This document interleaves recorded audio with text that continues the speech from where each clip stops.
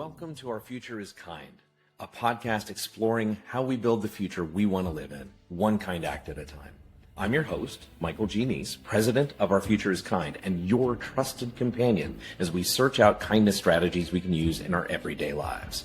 Together, as we chase the idea of building a kinder future, we will interview experts in kindness, team building, human motivation, corporate culture building, relationships, plus politicians, artists, and those with a vision for a healthy and kind future, one we all want to live in and deserve to enjoy together. In addition to interviews, we will consider positive depictions of humanity's future in art, literature, the movies, and media. And we will issue kindness challenges each week, give an update about Our Future is Kind, the company, and what it's doing to stay true to its mission.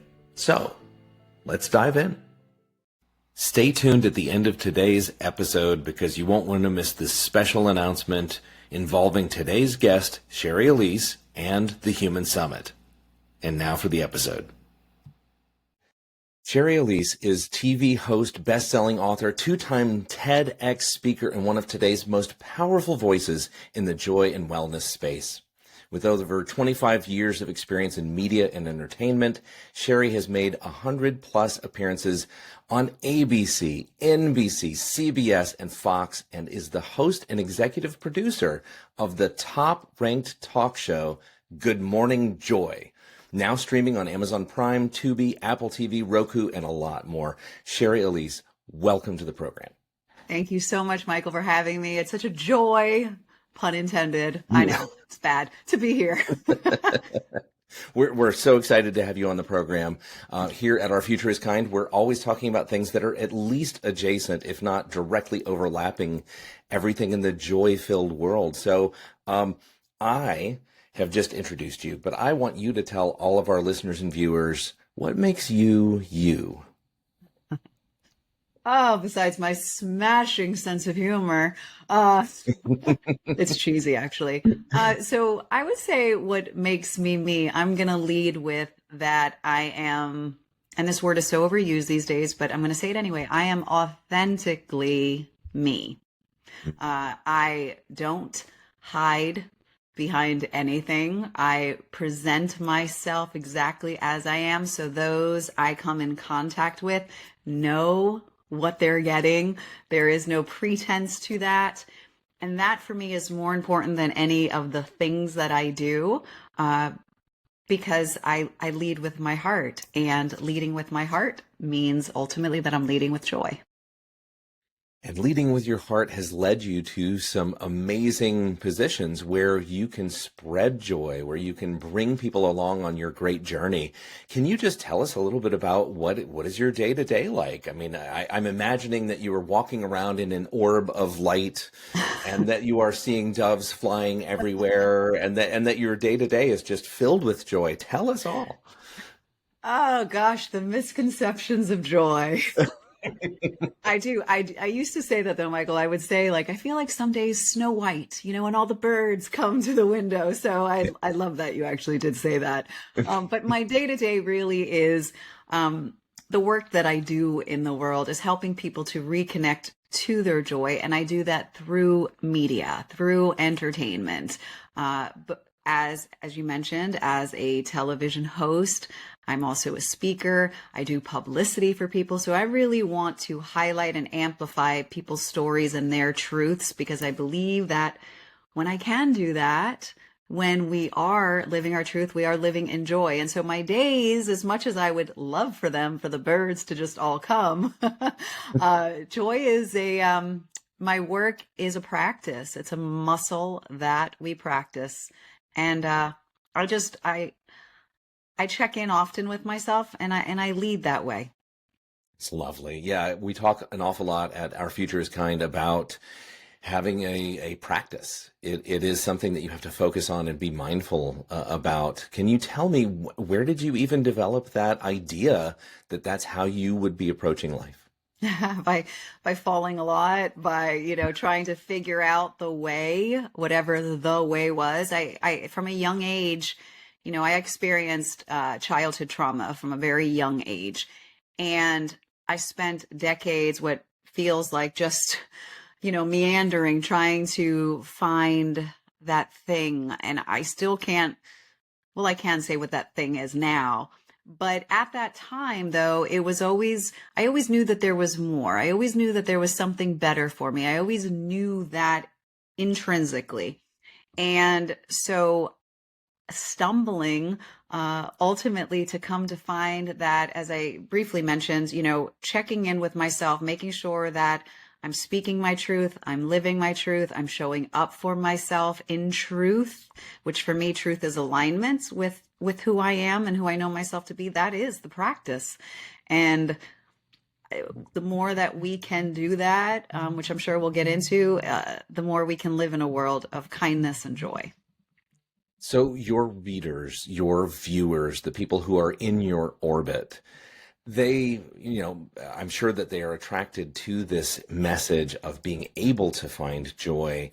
But how do you define it? How do you know it when you've got it? How do you know it when it's not there? Well, I went through this period where there was a lot of toxicity in my life, and people don't, but that's how, you walk through, you find the other side. And so, I'm talking about toxic relationships with others, toxic relationships with myself.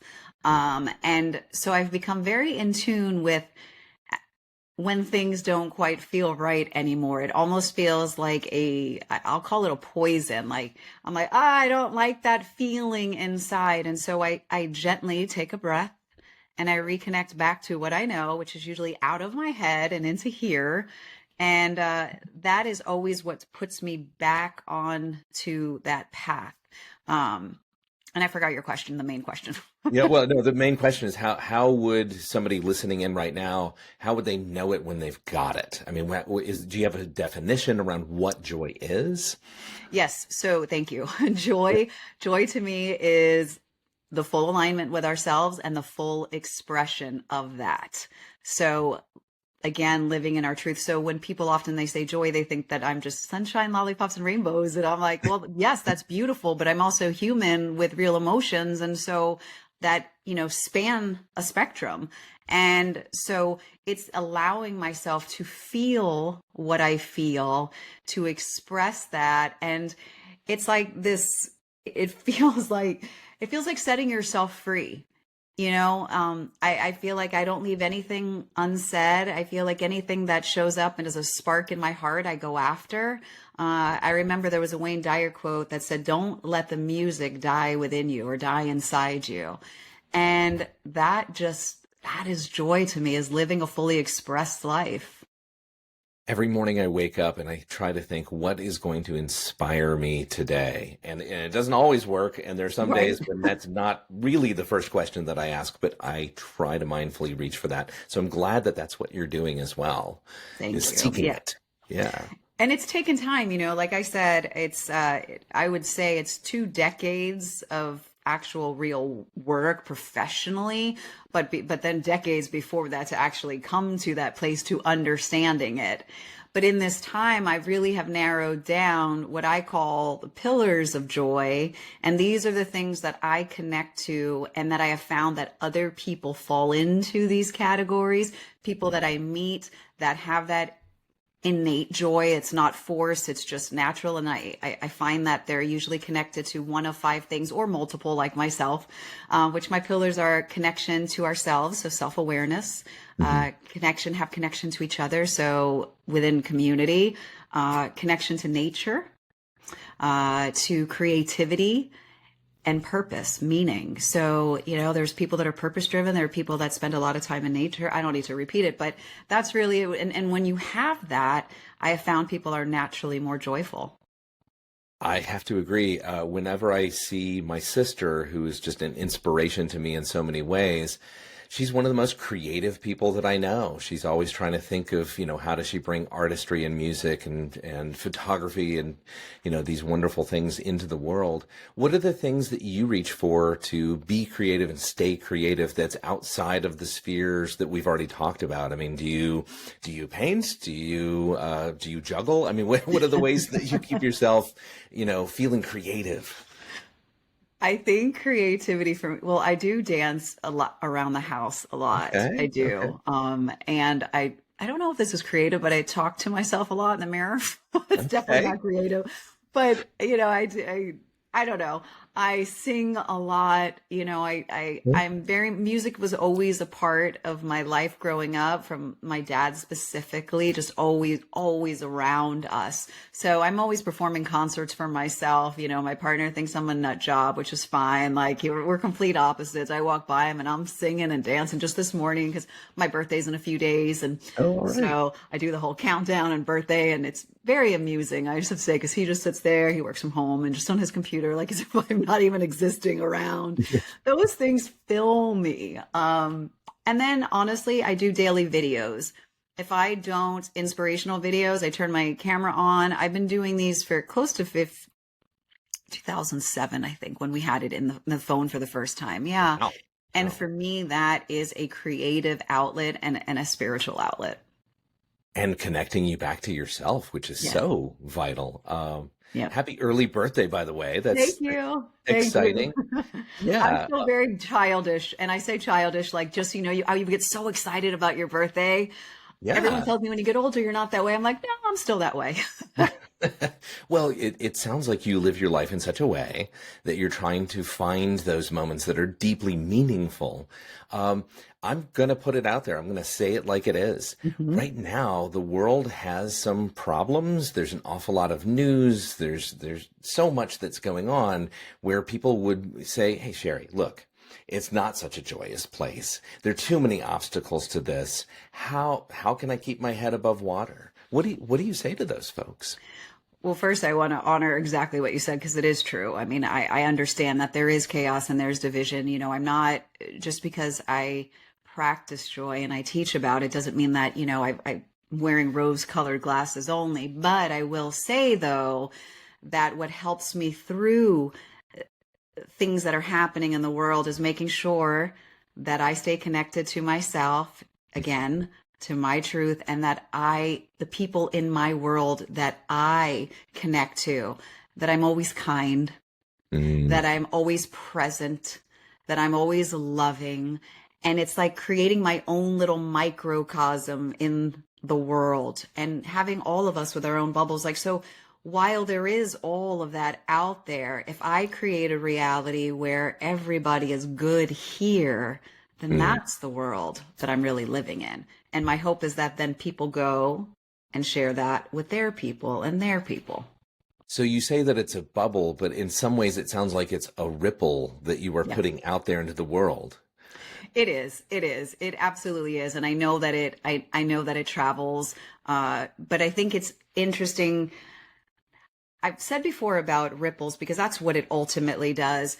But often for some people, they understand bubble because it almost feels like in a world that can feel scary sometimes, like almost like a protection. And you have the people close to you that are there and that are part of your world and it's not shutting out the rest of the world, but it's creating one that's so loving and kind and magnetic and peaceful and joyful that it's automatically everyone that's in that bubble is going to go and ripple that out.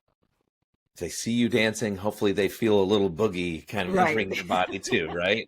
Yes. Yes, exactly. And I've watched that happen. So it is powerful. It is truthful. And I would say for anyone that's feeling, like Shari, okay, yeah, you're living in, like, if I were to list all of the challenges in my life, like I would sound like everybody else. Like my life does have challenges, Sure. but I choose what I want to give my energy to and what I'm putting a spotlight on. And there's so much more good than there is negative. And so that's what I have to focus on. And that's what I would encourage people to focus on.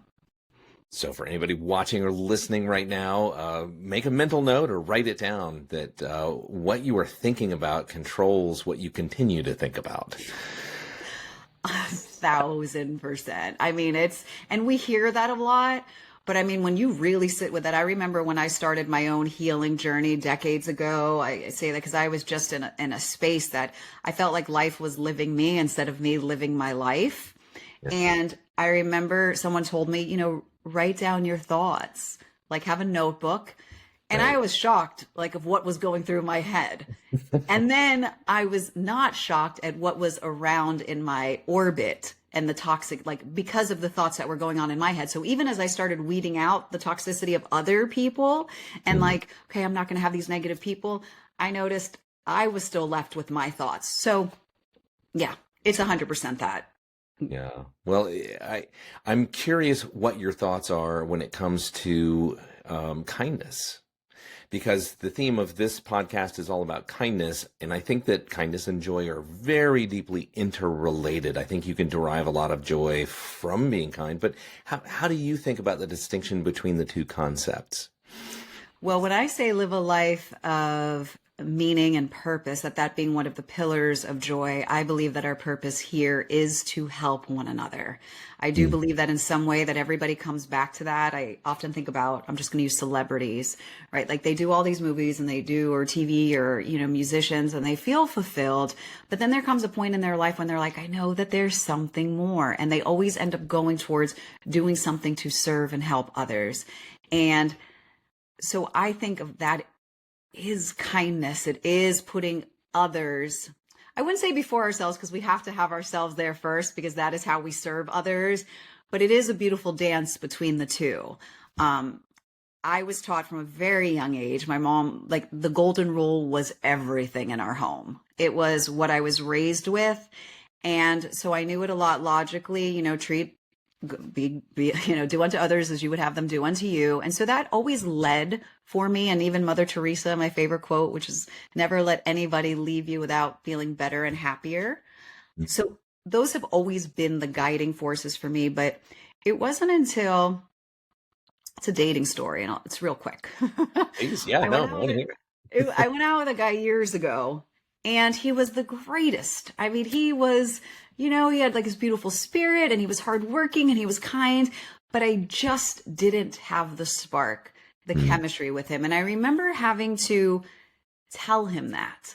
And and why that stands out to me is because I remember actually embodying that you could still be a really good person and it just not work out. And so I was able to place myself in somebody else's shoes so that when someone perhaps didn't like me back or things didn't work out, that it didn't have any reflection on who I was, but maybe where they are at and what they are looking for. Or it just kind of opened up my mind that if we could all just understand that we're human, and that we're all doing the best that we can. And that if we can extend that with each other, that, the day that somebody cuts you off in traffic, like doesn't mean that you have to go and then do that to somebody else, or suddenly like they're this awful person. It's like, they just may not like you back because it's just not that thing. I don't know if I explained that well, but I remember it just shifted something for me. Absolutely. I mean, I think you've hit upon something really critical for both joy and kindness, which is that there has to be an element of truth, right? There just has to be that authenticity, which you talk about at the very beginning of this conversation. If you're feeling it, you're feeling it. If you're not, you're not. And saying so is critical for all parties involved, right? Yeah, like not leading someone on, like giving as hard as things are. Like, would I want to be that person that's strung along? So it's always putting yourself in somebody else's shoes. And that has served me well. Not everybody's ready to hear sometimes the truth, There were other times where someone said the same thing back to me. I was like, what? You don't like me, Right. But I think that if we could all live in that honesty and that transparency and that truth, I think we would have a lot more peaceful world. Oh, I agree 100%. Yeah. So I keep thinking to what you're about to undergo, which for me sounds like so much fun. You seem like a spirit that wants to seek out fun things to do. And I've heard that you're going in an RV and that you are seeking out joy. Can you tell everybody listening a little bit more about this? Yes, of course. Thank you for asking. And I'm like, ooh, my heart just started fluttering. So 2006, I had this idea that I knew that there was really great people in our world. I've met them. I've seen them. I know it. When you lead with goodness and kindness, you're going to attract and find those same people. So I was surrounded by them, but I also knew, just as it is now, that the world media highlighted the negative, the bad, Sure. the story, the one airplane crash out of like the 50,000 that take off all the time. Right. Right. In 2006, I had this idea that because I love travel and I love road trips, that I wanted to get in an RV and go around the country and meet the good people, to share their stories, the everyday heroes, the ones that we don't hear about, that are being kind, that are helping others, that are living, in this beautiful, uplifting way. So that was just a seed back in 2006. And if you've known me for this long, which unfortunately a lot of people have had to hear about it for a really Yes. long time. Well, we're finally doing it. I am doing it. Coming up soon, we are heading out for the 4th season of Good Morning Joy. And I am going to be uncovering the secrets to joy, what lights people up. And it's not always what we think that it is. And, showing that people can come from darkness and come out the other side, and just having fun along the way. So we'll be visiting 8 cities around the US and, sharing that with everybody soon. That sounds really exciting. And I think here's what I have in my head, that you're going to go and meet some people who are very much like you, but you also may be meeting some who are just absolutely like you. You have never lived your life the way that they are living theirs, but they are finding joy and they're even bringing it to other people. Is there a reason why you chose the cities that you chose? And do you have any ideas of how you will find those people once you get there? Yeah. So it was like a remember in the 80s, choose your own adventure kind of Oh, thing. yeah. I definitely had cities that I wanted to go to, so I've left those open. But what I did was that I put out outreach, a call for people who wanted to be on the show, and I interviewed people. And really what I wanted to share are the powerful stories, ranging a wide variety. And so the road trip is based on where they live. And so Okay. I'm all over the US. I remember my producer was like, maybe we should just stick to a region. That was when we had someone in San Diego. And then that same day, someone from DC said, I'm in. And so I was like, we're not sticking to a region. It is literally across the country. So we have the guests based in those cities, but along the way, like that's the fun too, is the spontaneity of, showing up at a small diner and, maybe talking to a stranger there, sitting down with someone that's eating by themselves, having a meal with them. Yeah, sometimes it's the spontaneity that comes in that brings the joy, right? Yes. Oh, 100%. And especially when you're present and open to it. And that's the thing that I think that we all might be missing, is the presence. And I think talking about kindness, and thinking what is the best gift that we can give someone else, I often think our full presence. I love that. Yeah. Trying to stay in the moment is, Instead of in our phones and thinking about what we have to do later in the day, like at the end of it, we're all just, we hear this all the time, wanting to be seen and heard. And I think if we could just give that to each other, I think we'd all be a lot happier. well, Yeah. remembering what our priorities are. I think that's the thing, is not getting distracted by the shiny thing that's off to the side. That's like, well, I could play Candy Crush, um, you know, well, wonderful. So I like to ask all of my guests a series of questions to try to pull you into my world just a little bit. Okay. So if you're willing, let's do a couple of thought experiments here. Yeah, let's go. Okay. So, Yeah, I'm down. Shari, we're going to hop into a time machine. We're going to go forward 100 years. And as I'm moving all the levers and telling you where we're going, I'm telling you that everything has gone right. We made all the right decisions. All the people came together, did the right things. So we're about to step out of the time machine. What are you looking for to see if I was telling you the truth? What are the things that will tip you off to the idea that we got it right? I see a lot of smiles. I see, like, you just get off the time machine and people are smiling, like there is a good energy in the air. I think that I see people loving what they're doing. Like nobody is in that place of trying to survive. Everyone is doing the things that lights them up, and everybody is helping each other. So it feels like, well, I also see, I'm not going to lie, like I see people dancing down the street. Like life is a musical. Yeah. Okay. I love it. I love So there. it. Yeah. Okay. So you're seeing dancing in the street, you're seeing smiling, you know that people just by observing them, you can tell that they are aligned with purpose. Yes. That- Yeah. yeah. Yeah. And I think something that I would love to see again and that I hope to see 100 years from now are, it's gonna sound corny, but like neighborhood block parties. Back in the Okay. day, like Yeah. community dinners. I remember spending a summer in Italy and seeing the block in Italy. They would all on Sunday sit down together at this long table and eat like neighbors and everything. Like that is what I'm seeing 100 years from now if things went well. Yeah. I love it. That sounds, I want to go to your future. That sounds Okay. so now here comes the harder question. Uh-oh. What are all of those right things that we did to get us there? We listened to each other. Mm. We were curious about each other because in that we allowed people to be who they are. We allowed people to be fully themselves. So when people don't feel judged, people feel like they're enough. So we gave people that space also for ourselves. We spent more time listening to ourselves, checking in, being kind to ourselves, allowing ourselves to not only listen, but then to take action. So to show up for ourselves. Like it really is a lot of self-awareness that we have all decided, you know what, maybe it's not the other person. Maybe it's me. Right. Yeah, no, I love that. Being reflective and turning inward to monitor our own actions and our own thoughts. I think that's a great theme that's been running through this whole conversation. So hopefully people, at home, take those notes. Make sure that you are journaling. Make sure that you're thinking your way through your life. Yes.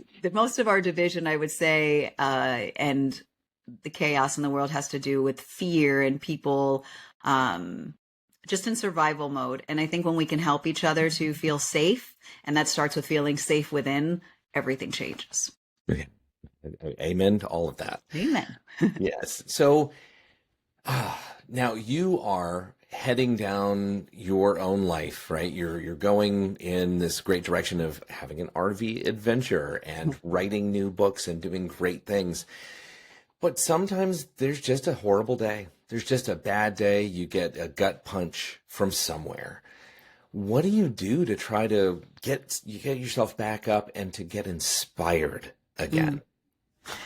Yeah, so I'm a big self-hugger. Okay. All right. I learned that years ago. Yeah, during a really hard moment of my life, I heard what I call the higher power. I was having a flashback of childhood and stuff that had happened. And I said out loud as that child adult, I said, all I wanted was a hug. And I heard a higher power say, so give her a hug. And in that moment, I wrapped my arms around myself. And in that moment, everything changed. And so on those challenging, hard days, and even when it's not challenging and hard, it's a daily practice for me. I put my arms around myself. I say, I love you. I got you. And the biggest practice that I have is that I stop waiting for hindsight. I stop waiting for hindsight to see how things are going to get better. I trust because I trust myself, because I can hold myself. I know that I will support myself through whatever that is. So turning inward, self-love, that's the inspiration. So I'm going to give a challenge to everybody who's listening right now. If you are not operating a motor vehicle, if you're in a place where you can take a moment to just put your hands on your shoulders, just hug yourself. Mm-hmm. You're worth it.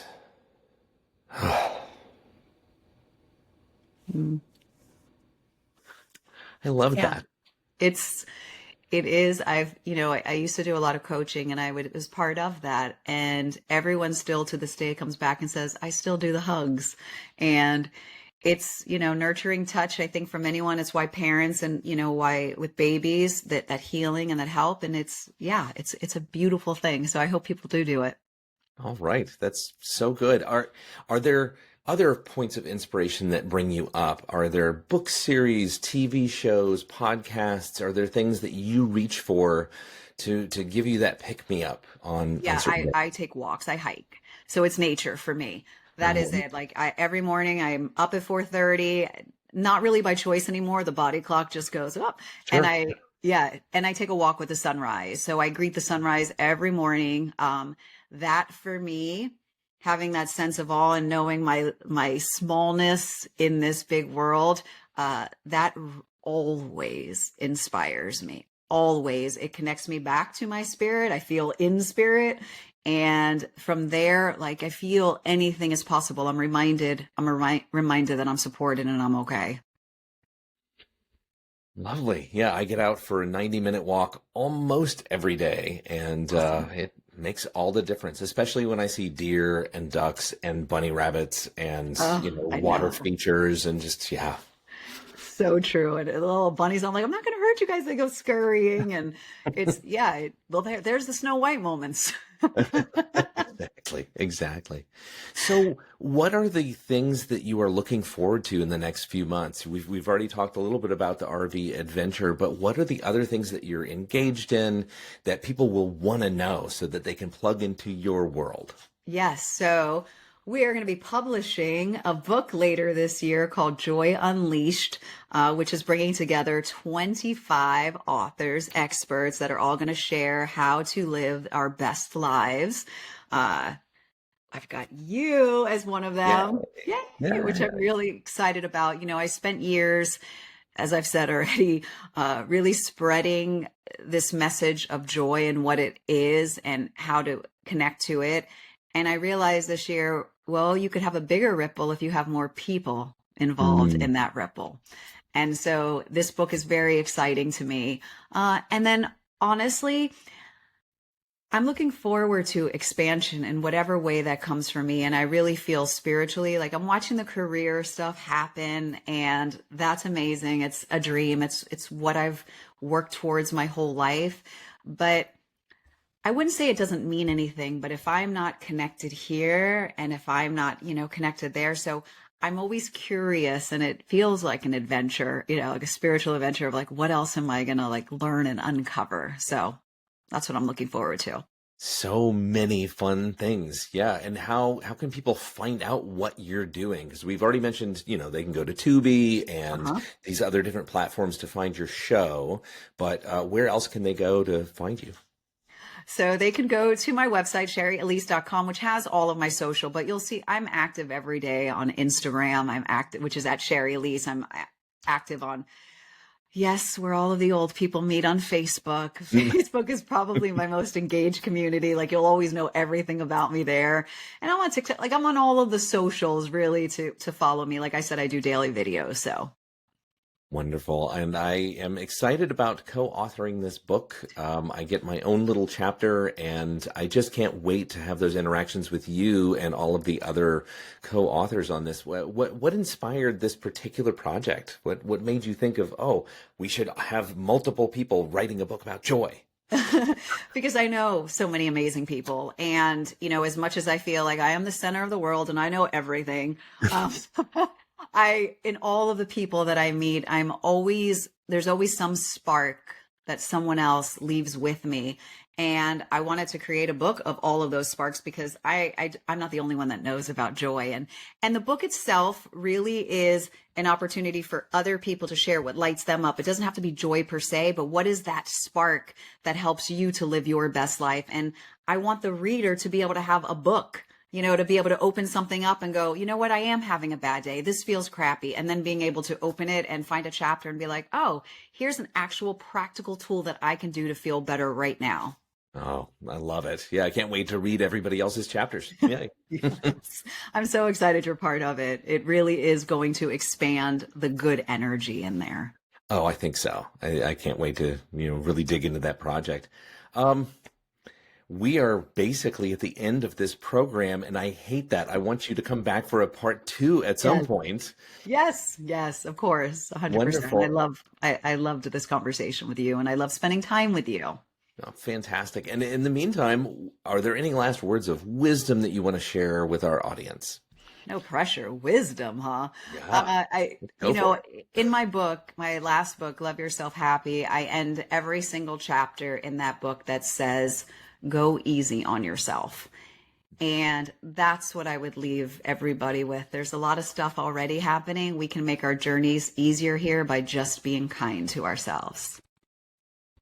Love that. And on that note, thank you again, Shari Alyse, for being on our program. Thank you. And now for the special announcement.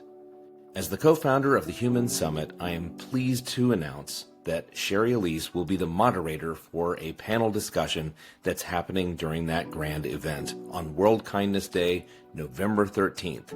You won't want to miss it. Go to thehumansummit.com and sign up now. This episode's kindness challenge: hug yourself. No, really. Cross your arms, breathe deeply, and whisper, I love you. I've got you. Practice the simple act of self-kindness daily and notice how it shifts your energy and resilience.